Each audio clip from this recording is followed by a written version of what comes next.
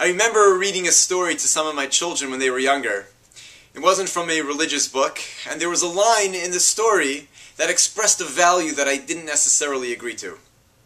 And as we were about to get to that line, I did that which I thought was the most logical thing to do at the time. I simply skipped it. And I remember thinking right after I did that I missed an opportunity.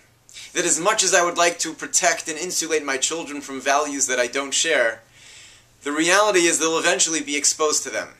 And when they are, I'd rather be there to respond to them. Torah describes the Jewish people about to enter into the land of Israel, a land in which they'll encounter nations with idolatrous and immoral behaviors and practices which were completely antithetical to Torah living. And the Torah warns the Jewish people, you're about to be exposed to those practices. Lo silmod lasos, do not learn from them to perpetuate those behaviors. Rashi quotes that the sages saw a very interesting implication in the language the Torah uses.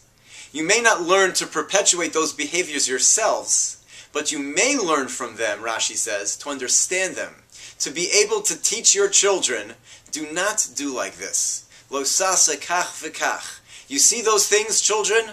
We don't act that way. We don't behave in that manner. We don't believe in those things. The Torah recognizes that some of the greatest teaching opportunities we have are when we respond to behaviors that we don't agree with, to values that we don't share.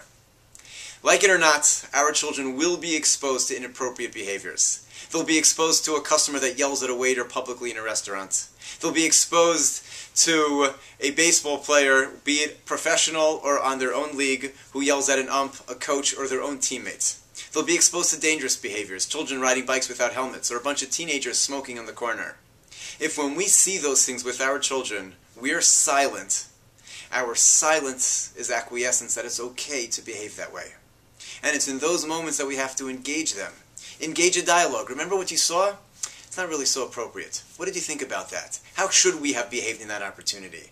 Those are the golden opportunities that we have to teach our children by responding to things which were inappropriate.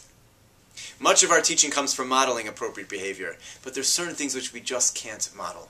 And we teach by responding, by actually reading a line in a book that we don't totally agree with, and engaging the dialogue. What did you think about that? I actually think the Torah says this about that.